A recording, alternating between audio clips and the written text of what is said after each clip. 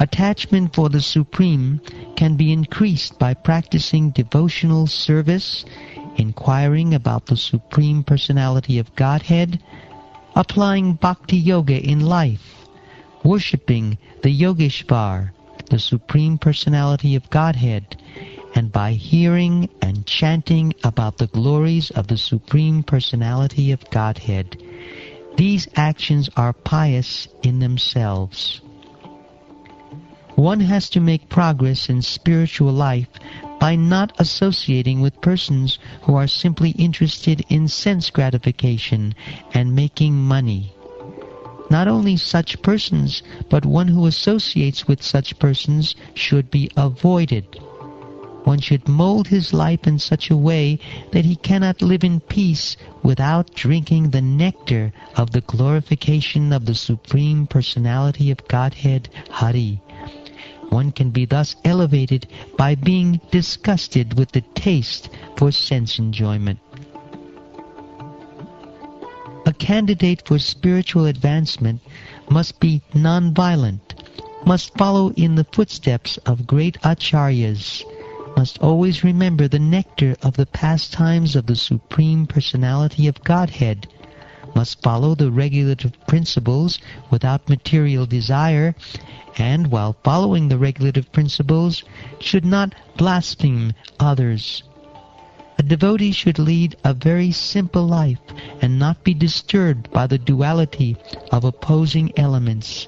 He should learn to tolerate them. The devotee should gradually increase the culture of devotional service by constant hearing of the transcendental qualities of the Supreme Personality of Godhead. These pastimes are like ornamental decorations on the ears of the devotees. By rendering devotional service and transcending the material qualities, one can easily be fixed in transcendence in the Supreme Personality of Godhead. Upon becoming fixed in his attachment to the Supreme Personality of Godhead by the grace of the spiritual master and by awakening knowledge and detachment, the living entity situated within the heart of the body and covered by the 5 elements burns up his material surroundings exactly as fire arising from wood burns the wood itself. When a person becomes devoid of all material desires and liberated from all material qualities, he transcends distinctions between actions executed externally and internally. At that time, the difference between the soul and the supersoul, which was existing before self-realization, is annihilated. When a dream is over, there is no longer a distinction between the dream and the dreamer.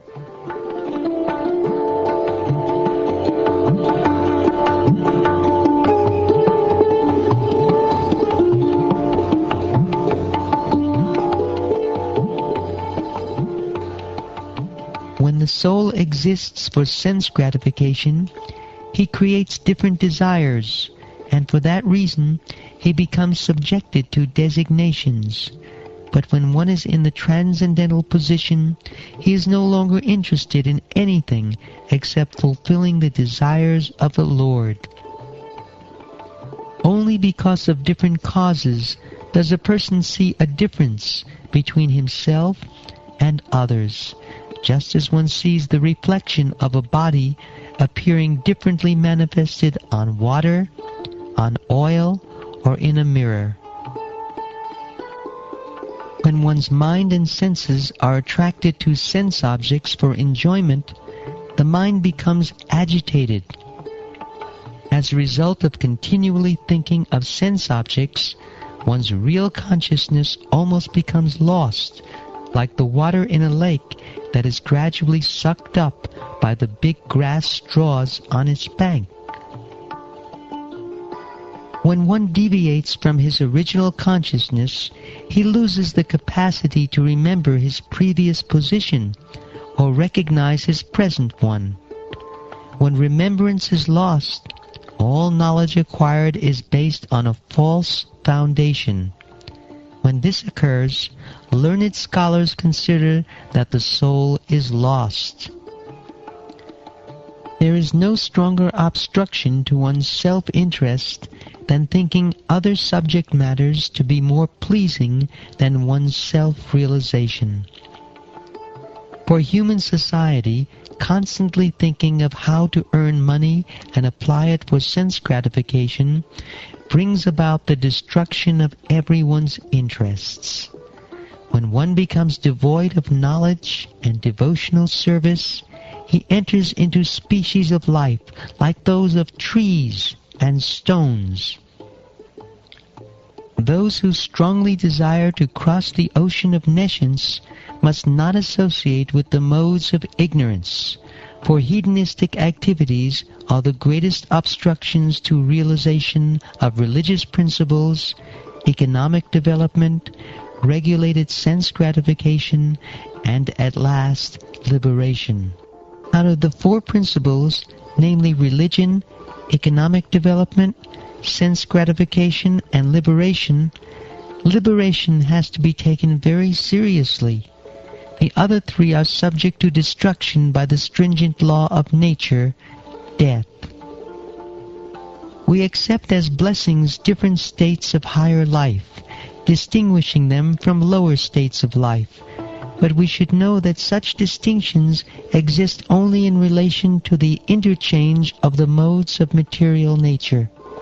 Actually, these states of life have no permanent existence, for all of them will be destroyed by the Supreme Controller.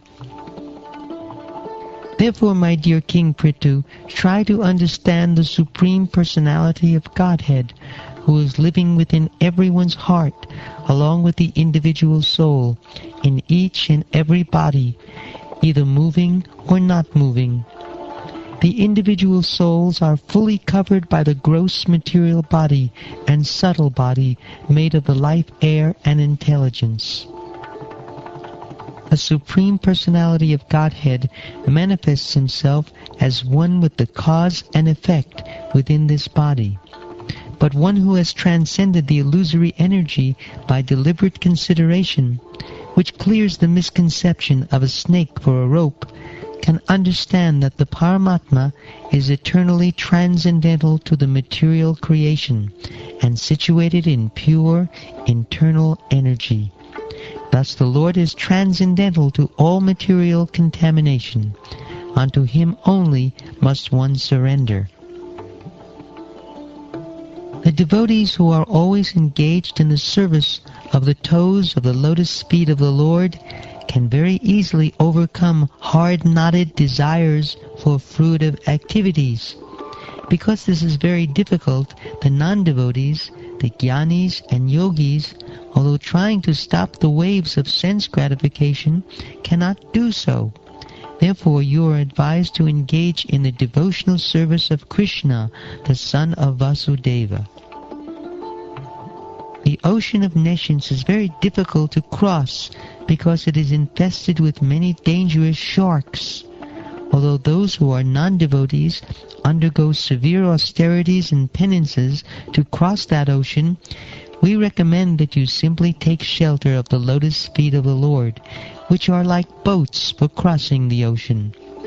Although the ocean is difficult to cross, by taking shelter of His lotus feet, you will overcome all dangers.